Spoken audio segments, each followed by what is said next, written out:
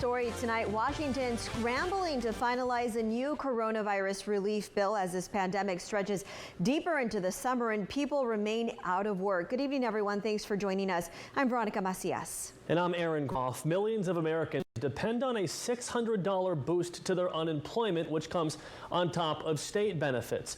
But that CARES Act money is set to expire for most people tomorrow at a time when it's still needed.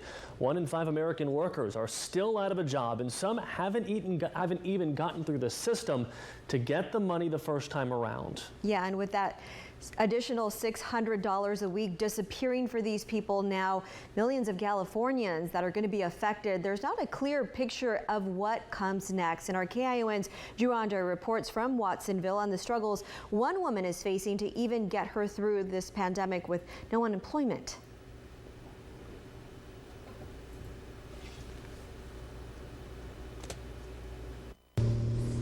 Aaron, Veronica, this past week there have been the highest number of unemployment claims in our state since May. Unemployment isn't going away, but that extra $600, at least for now, is gone.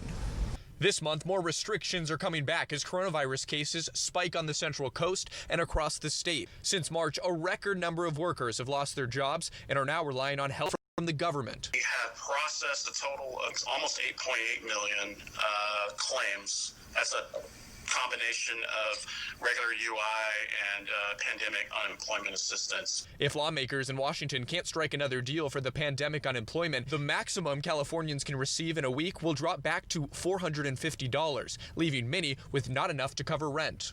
Our families are facing evictions now and are behind 2, 3, 4 months in their rent. And so the impact of losing unemployment, many of our families don't qualify for unemployment. The Community Action Board and other state groups are holding a webinar next Friday to share with rent-burdened families what protections and assistance they have. We've received a 50% increase in rental assistance support.